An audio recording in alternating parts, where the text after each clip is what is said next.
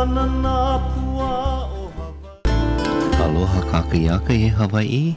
This is Pokalainui and you are listening to Hawaiian Potpourri. Today is the 5th day of August in the year 2012. We are produced by the Hawaiian National Broadcast Corporation. The opinions expressed in this program are not necessarily those of the staff and management of this radio station, KWAI, or of the Hawaiian National Broadcast Corporation. Welcome to the program. We had 2 hours of programming last night in which we spoke about the resolution dealing with the continuing commitment of Hawaiians towards self-determination. Basically, the right of our folks to choose between integration or independence. And so we discussed what is Hawaiian, where did the folks come from, and is that something that we really need to resolve in terms of this particular resolution, which is anticipated to be filed at the United Nations. What about the term Kanaka Maoli, and what is a root meaning of that term, and should it apply to all of the native Hawaiians today, or is that an abuse of the underlying meaning of the term Kanaka Maoli?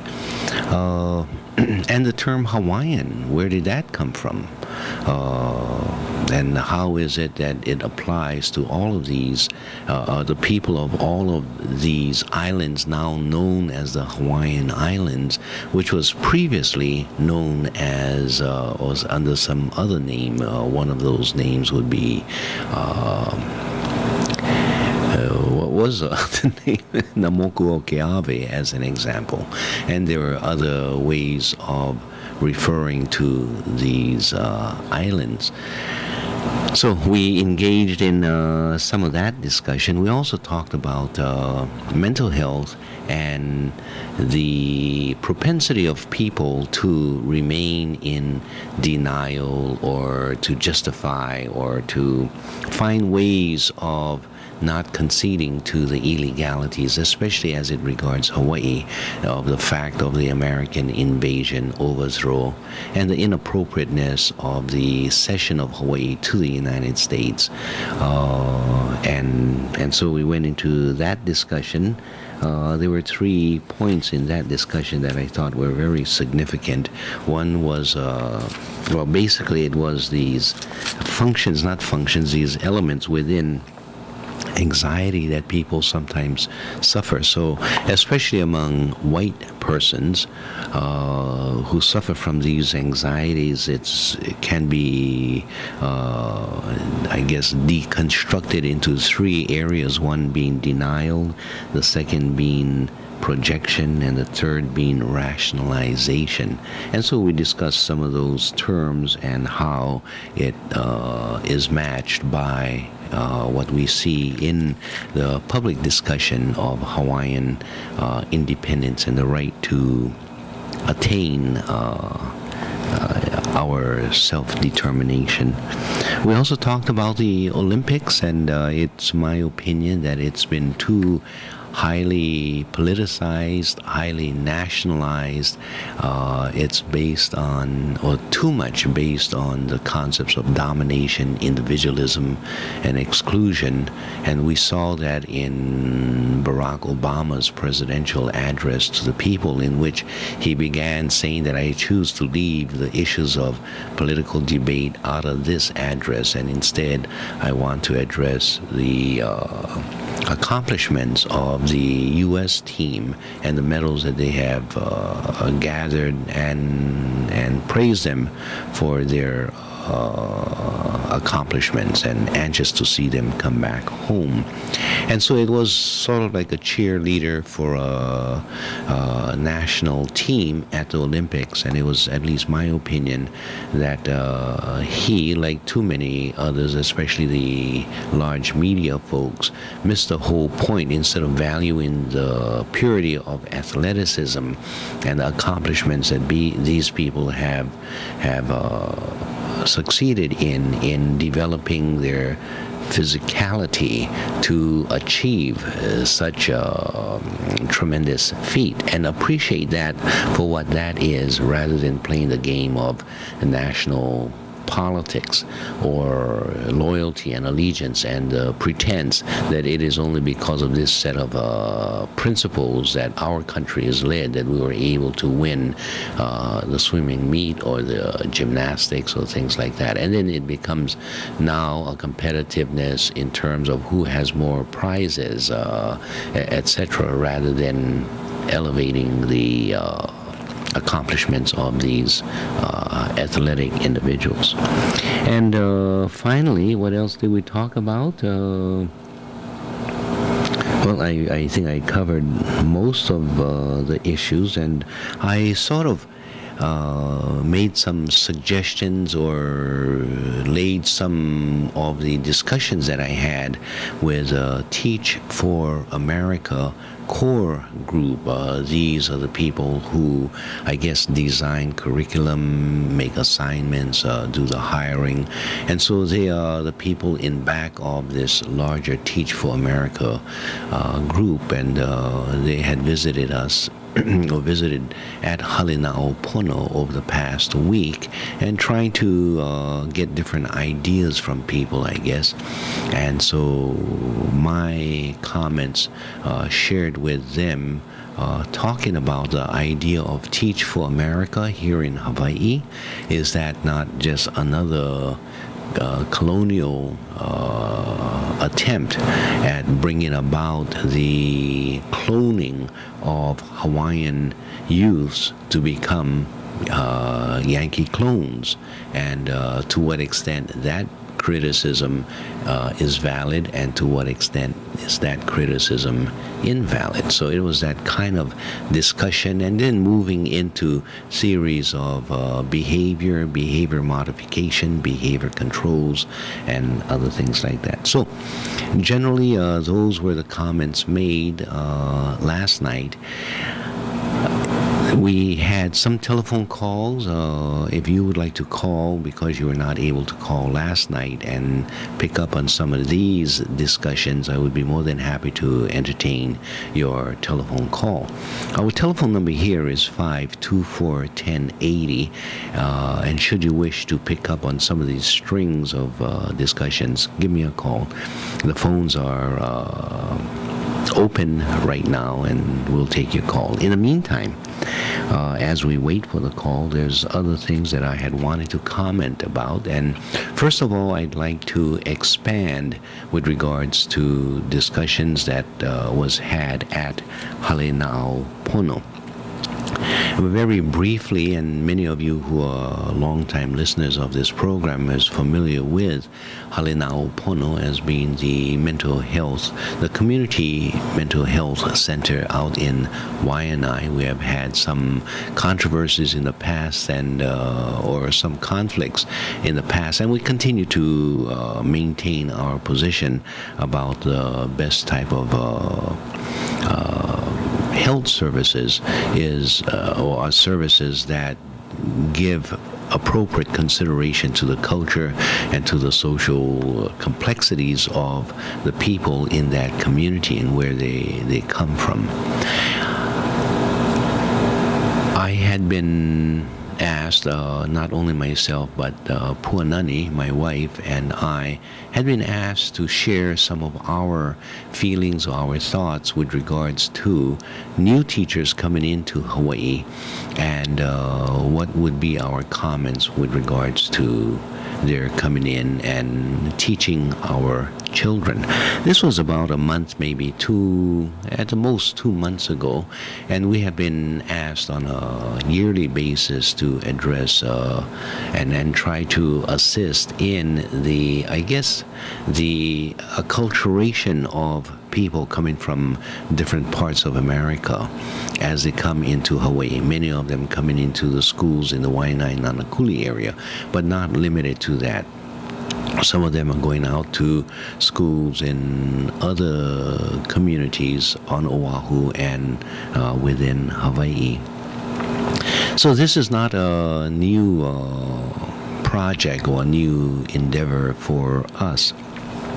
And normally when this happens, they will come to Halinao Pono, and both of us, or at times if Puanani is not available, I will address the group by myself or ask other people to come in and also address the group. In this particular, well, in the earlier period, we addressed teachers, and this was about 2 months ago. And Puanani, one of her highlights was always to teach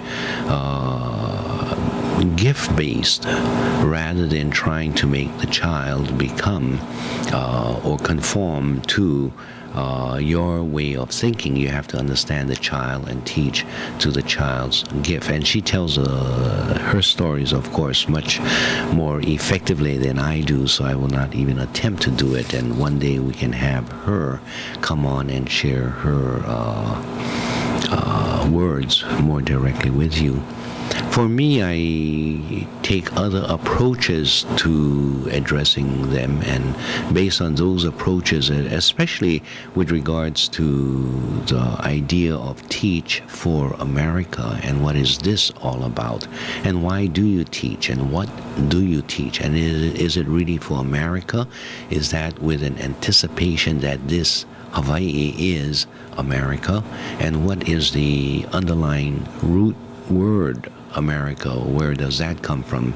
And what about Hawaii? And why do we try to merge the two? Is that not part of the colonial mentality that tries to extend the American empire over Hawaii?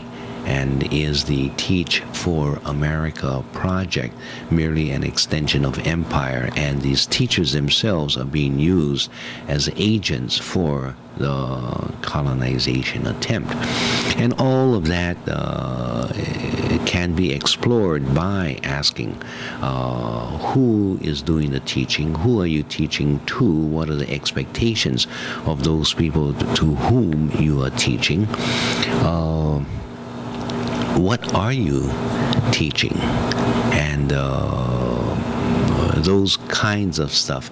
And so it got some interest among the teachers. Some of them commented that after all of these weeks of training here in Hawaii, it's about time somebody really hit the nail on its head and started talking about these kinds of issues that they had not heard previously. And so we got into quite an invigorating discussion over those issues. From that, the core group had one or two of the core group had been at this gathering, and she is essentially the organizer of this session of bringing people, or bringing these new teachers to different people, I guess.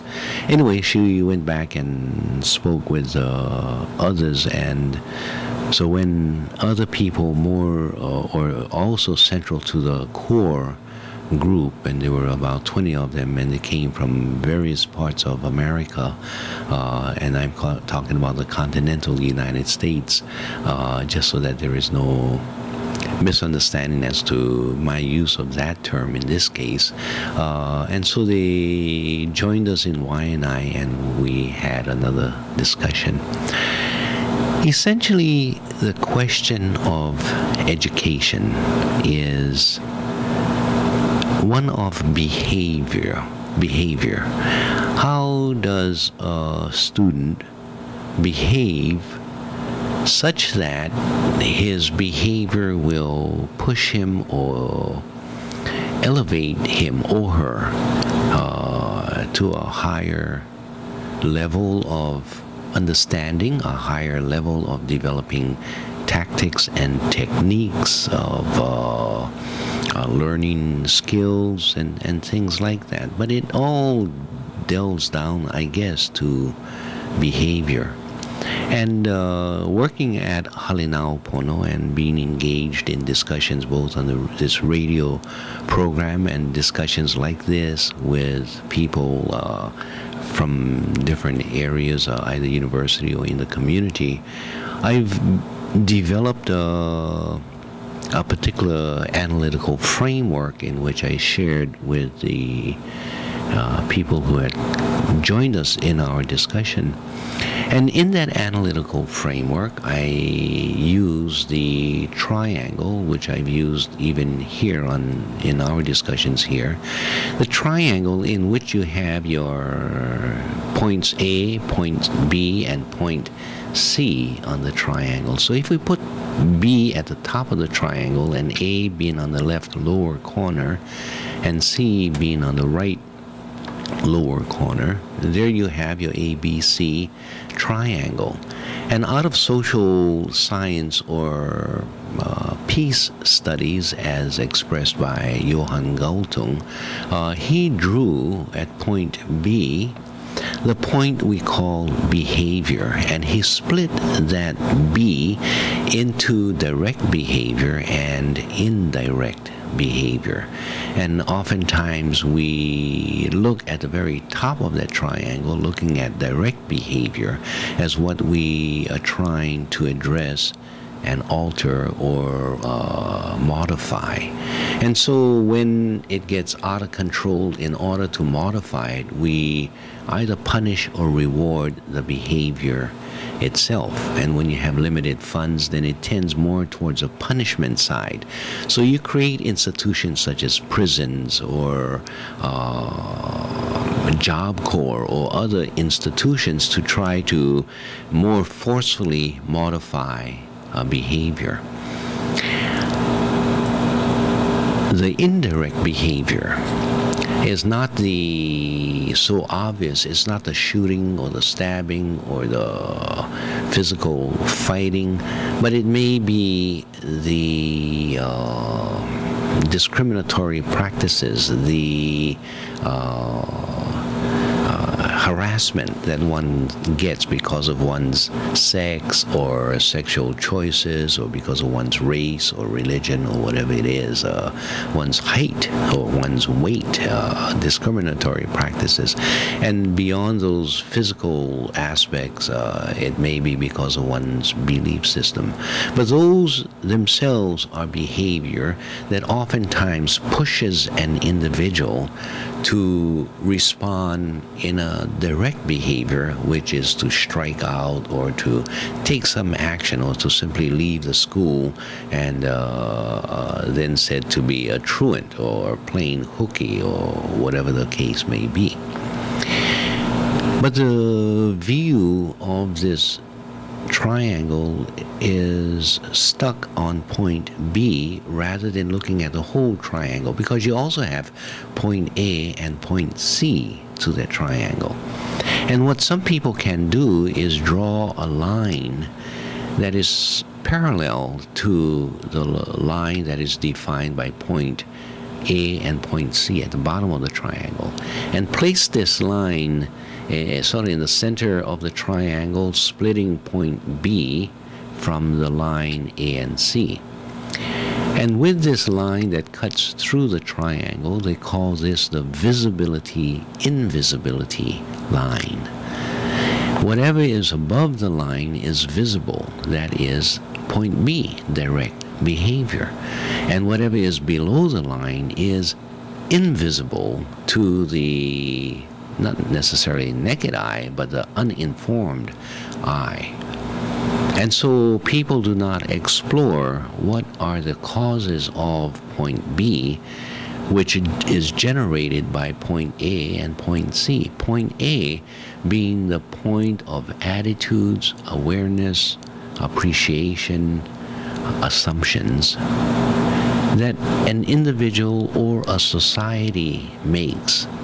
And because of these attitudes, it may be a religious belief, or it may be a philosophical belief, or some other deep-seated, deep culture within the individual and within the society that he comes from, or not necessarily the same deep culture, that arises and gives force or gives content or substance to the belief system, and it comes out in B. Some interpretation of one's religion, either most prominent today, people are always looking at the Islamic religion, and so they tag the religion for the terrorist acts of an individual, and so they look at behavior and they try to tie it to a religion.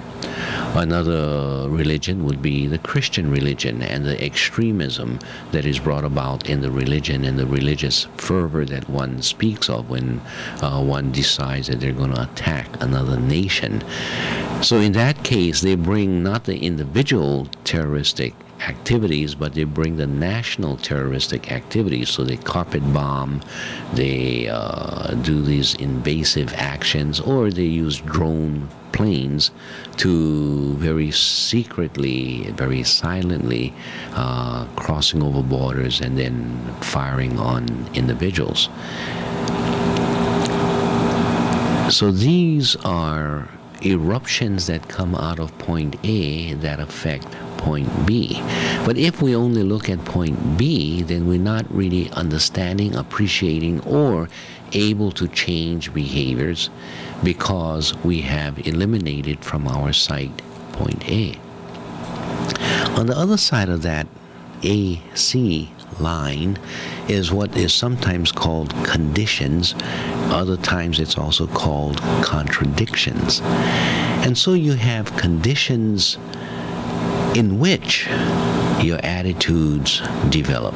Conditions such as extreme cold or extreme heat, or what is that going through much of America today, turning it into a dust bowl, this extreme heat that is going on there.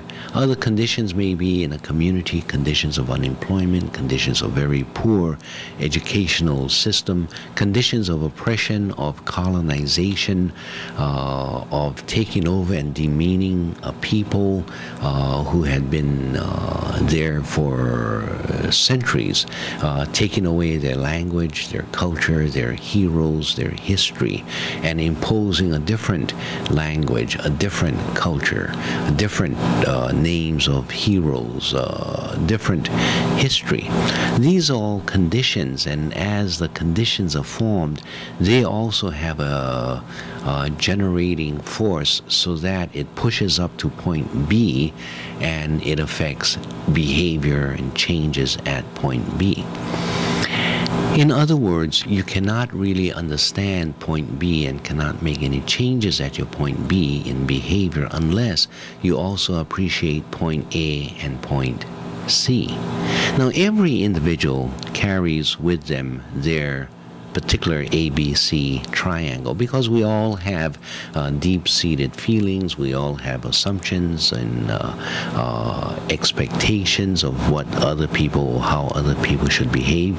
We have experiences of deep culture. We also come from different conditions, and so we have certain behaviors that promoted, let's say, higher education, hard work, and other values. And so we walk around with our particular triangle. If you come from Chicago, if you come from New York, if you come from Idaho, if you come from Texas, your triangle is based on your particular assumptions and conditions or contradictions, and so you have particular behavior. Now, when you apply those triangles, your expectation, your baggage or luggage as you come to Hawaii, and begin to unravel it, or not unravel it, but unpack it into the classrooms upon others who have their own ABC triangle. And especially when the triangles do not meet, what do you have? You have oppression, you have suppression, you have domination, especially with teachers over students. And you have this conflict. You may call it teaching for America. You may call it by whatever name you have. You may also try to justify it by your good intentions. But have you taken the time to really investigate who you are teaching? What are their values? What are their conditions? What are their deep cultures? Okay, let's take a break for now.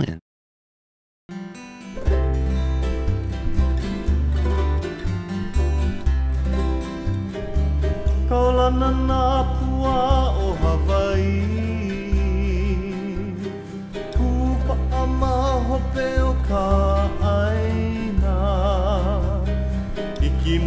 ka elele o ka loko ino Pala pala anunu me ka paka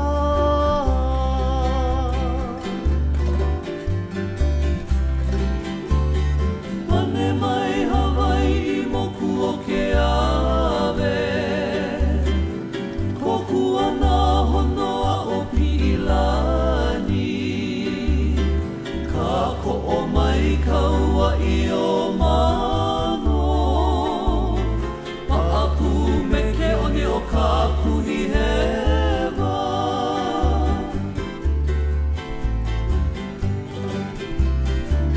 Aolea e kau I ka pulima Maluna o ka pepa o ka enemi Po'ohui ai nā ku ai hewa I ka pono sibila a o ke kanaka